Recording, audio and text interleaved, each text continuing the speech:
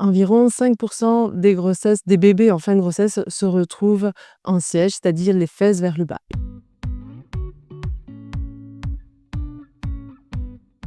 L'objectif de la clinique du siège est de proposer un parcours de soins spécifique pour les accouchements par le bas d'un siège et de pouvoir proposer une alternative à l'accouchement par césarienne. Lorsqu'une patiente présente un bébé en siège en fin de grossesse, le gynécologue référent pourra envoyer la patiente vers une des membres de l'équipe du siège. On pourra également fixer un rendez-vous pour une version par manœuvre externe, qui est une manœuvre qui consiste en une manipulation du ventre en salle d'accouchement. On va essayer de retourner le bébé.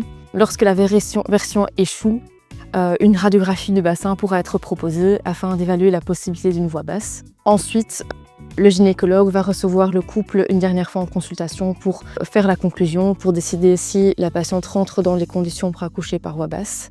Elle pourra également envoyer la patiente chez une sage-femme du CAP qui pourra faire une préparation spécifique à l'accouchement par le bas d'un siège. Le jour J, un ou plusieurs gynécologues membres de la clinique du siège seront présents à l'accouchement, ainsi que le gynécologue référent de la patiente s'il en a la possibilité.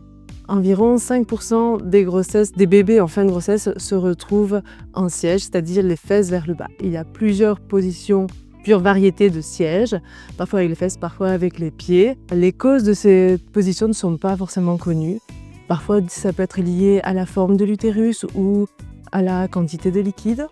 Un accouchement à voix basse est possible si leur bébé se présente en siège sous réserve de certaines conditions. Leur présence et leur passage dans la clinique du siège leur permettra d'avoir toutes les infos nécessaires pour vérifier leur éligibilité et leur expliquer leur accouchement, que ce soit en siège, voix basse ou en césarienne.